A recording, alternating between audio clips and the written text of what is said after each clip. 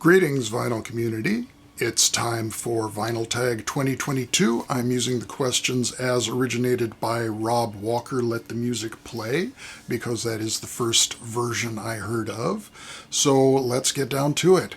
First question of 22 questions this year is favorite LP you got in 2021, and the obvious answer is Rat's Alley by Michael P. Dawson.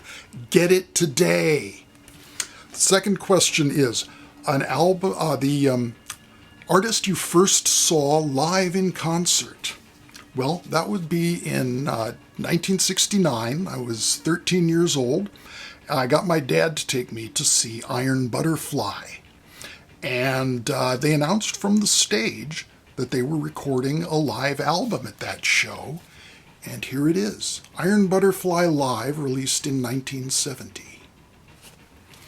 Third question is an album by a duo.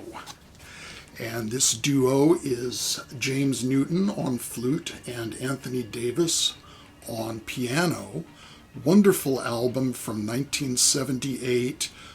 Very classical-oriented jazz. And just look at that hair. They look like the Brothers Johnson or something. Greatest hair in all of jazz. Next question, number 4, is an album that is still in the shrink. Well, there's a reason why this album is still in the shrink. This is Pink Floyd, Wish You Were Here, with the very strange dark blue shrink wrap. This is my original copy from 1975, and it has a little piece of Scotch tape to stop the shrink from tearing any farther than it already has. A concept album. Well, what could be more conceptual than Neil's heavy concept album? Neil, of course, was the character from the TV show The Young Ones, the sad sack hippie character, and he made quite an album here. Some interesting players on it. I think Dave Stewart, the Dave Stewart from Hatfield in the North, National Health and Egg, the prog Dave Stewart, sort of the main man musically, and a couple of members of the most recent incarnation of King Crimson play on this. Jacko Jaksic is on here. Gavin Harrison plays drums on here. There's also Pip Pyle also from Hatfield in the North on drums. Jimi Hastings, known from session work with Caravan on flute, saxophone, and piccolo.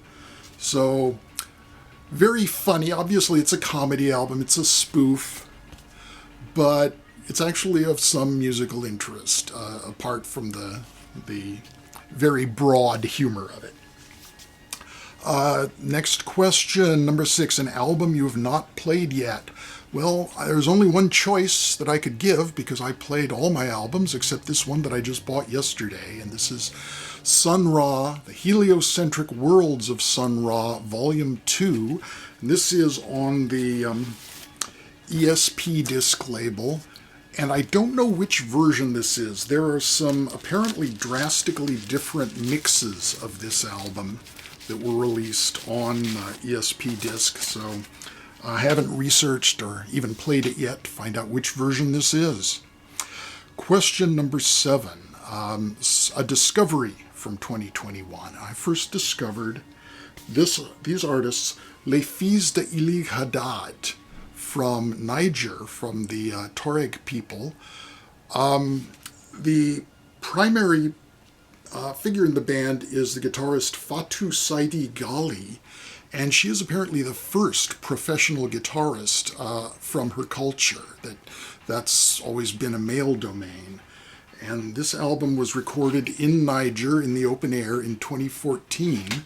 I got this one and also this album from their Bandcamp page, or the Bandcamp page put up by the label that recorded and released these, Sahel Sounds. And like a number of choices here, though, that could fill in more than one of these questions. Because the next question is a live album. Well, I've already showed a live album. I showed Iron Butterfly, so, well, here's another one. Here's Mikhail Urbaniak, the great Polish fusion violin player, along with his then wife Urszula Dudziak on vocals. And this is just a fantastic, smoldering live set from 1973. Great spacey fusion. Urszula, for me, is always the star. The band is Constellation. So this is Constellation in concert, but they, for the American market, were rechristened Fusion. So there was an album that was released as Super Constellation in Europe that came out as Mikołaj Urbaniak's Fusion in America. So it's really basically the same band. He's got Mikołaj Urbaniak on electric violin, Urszula Dudziak on vocal, percussion, and echoplex. I can't even pronounce the name of the organ player, Wojciech Karolak. Czesław Bartkowski on drums, and Adam Makowitz on piano. Next, number nine is an album from a different continent. So going to the far-off land of Russia. Valentina Ponomareva, gypsy vocalist, who made this very spacey album of film music, and this is for the Russian state label Melodia, although this is a post-Soviet release, because this is from 1990. Actually, it's got all kinds of different dates on it. It says, the copyright date says 1990, then there's something in Cyrillic that I can't read that says 1989, and then there's something that says 1991 over there, so I don't know, but it's from Russia, and that's what counts. Way over there in Eurasia. An album with the price sticker still on it. Here we go. 44 cents for the Surrey brass made in the 60s. And you may say that was 43 cents too much, but it's a super special, and it's playable on stereo phonographs. How about that? How can you go wrong if it's playable on stereo phonographs? Number 11, a punk album. Showing a various artists' album on the Rough Trade label. Wanna Buy a Bridge. This has Stiff Little Fingers doing alternative Ulster. Delta 5, great, Mind Your Own Business. The Slits, Essential Logic with Laura Logic, that's great. TV Personality singing The Part-Time Punks. Swell Maps, Pop Group, Spiz Energy, Kleenex, Cabaret Voltaire with their single Nag, Nag, Nag. Raincoats, Young Marble Giants, Scritti Politti, and definitely not a punk, Robert Wyatt doing his version of At Last I Am Free. I have to insert this because somehow I skipped over it. Show a box set. This is question number 12.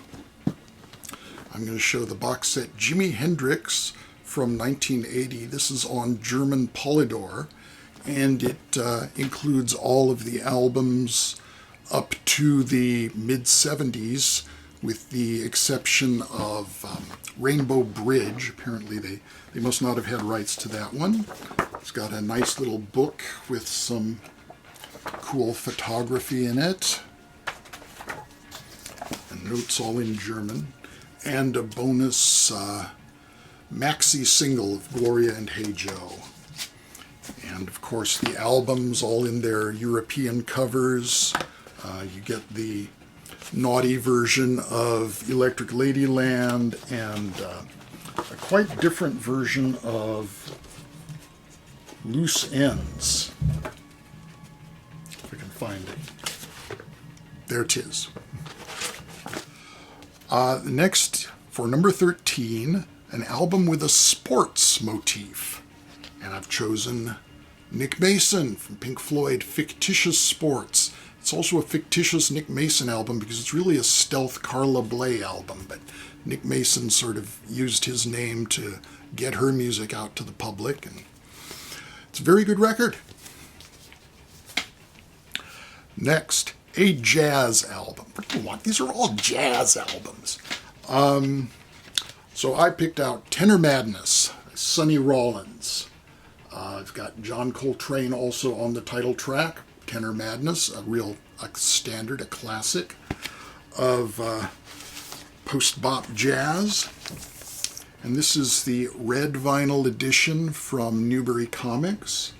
And although, you know, you might think that was kind of an afterthought pressing, this is the mastering by Steve Hoffman and Kevin Gray, whose names appear in the dead wax. So it's actually a quality pressing. Okay, I was trying to barrel right through this, but I had to stop because I found an unexpected inclusion in this album. Question number 15 is a best of album, and I chose MU, the Best of Jethro Tull, released in 1975. And I just really love the cover. This is embossed. I'm not sure how well it's showing up. I'm certainly having a hard time seeing it on my tiny camera monitor. This is embossed, very elegant looking silhouette of Ian Anderson. Lettering is all embossed also. Very elegant packaging. And it came with this little poster of the former band members, most of. We don't see Mick Abrahams quite ready to reconcile with Ian Anderson, but we get a little sort of a Last Supper image from Tull. And I had a hard time pulling that out because when I opened the album, I discovered that I'd thrown this in, which I didn't realize was in there, just a promotional poster for the album, not something that was included with the album itself. This is also an album that for some reason is still in the shrink wrap. I don't know why I didn't take the shrink wrap off of that one. They did a follow-up to it a couple of years later, Repeat, the best, Volume 2, the Best of Jethro Tull. It tried to recreate the packaging format and didn't really succeed, I think. The silhouette isn't quite as elegant as the previous one, and the embossed repetitions of the title are a bit much. Also, there's no Last Supper photo in that one. Next question is number 16, an album with 8 or more people on the cover. This is the soundtrack to the pornographic film Body Love by Klaus Schulze. There are more than 8 people on there, and what those more than 8 people get up to in that movie is really something to see. That's a soundtrack album, but number 17 is Show a Soundtrack Album. Well, here's another one from 1968, Revolution, featuring musical contributions by Mother Earth, Quicksilver Messenger Service, and Steve Miller Band. Some interesting tracks. Quicksilver Messenger Service doing Codyne, as well as Babe, I'm Gonna Leave You, which is properly credited to Anne Bredon. Take a lesson from that, Mr. Page.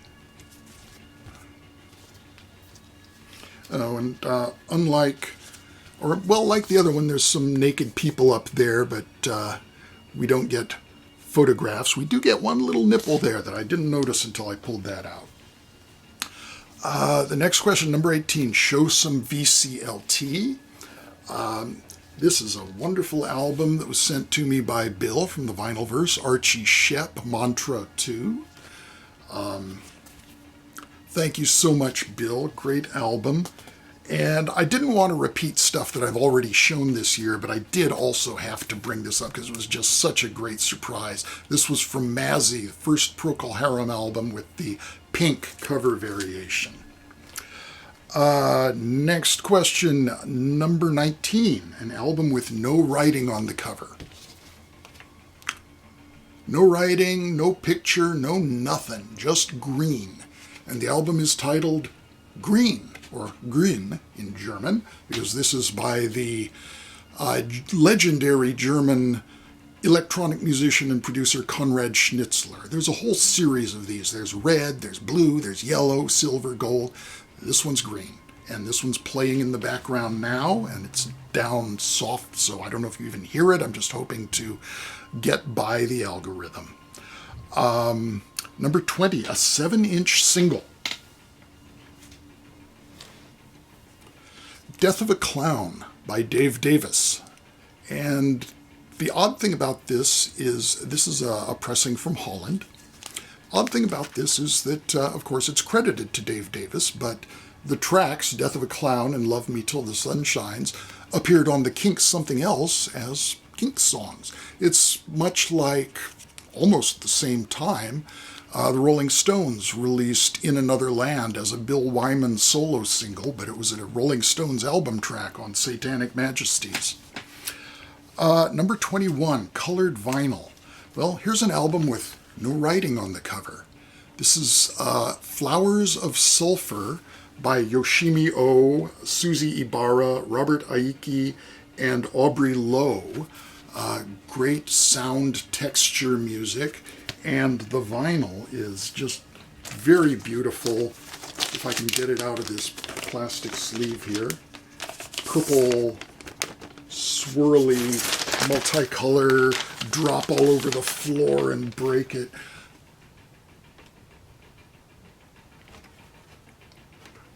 Okay, let's move this over here so I don't do any more damage to it. And finally, question number 22. Show an album that will be 40 years old this year, an album from 1982. So I picked out The Grandmothers, Looking Up Granny's Dress. This is an album of music by the various members of the Mothers of Invention from the 60s.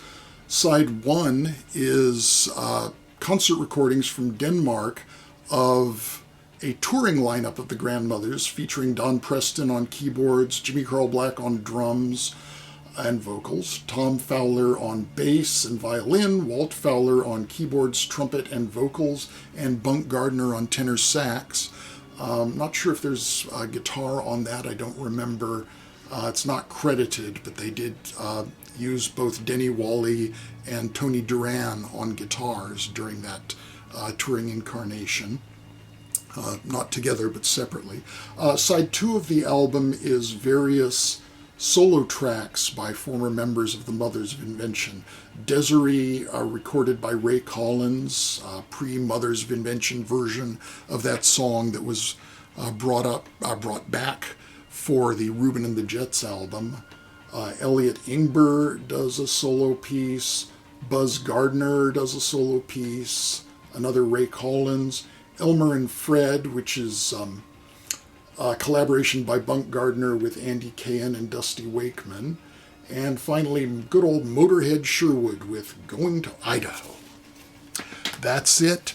Thank you very much for watching. Be well. I will talk with you again soon. Bye-bye for now.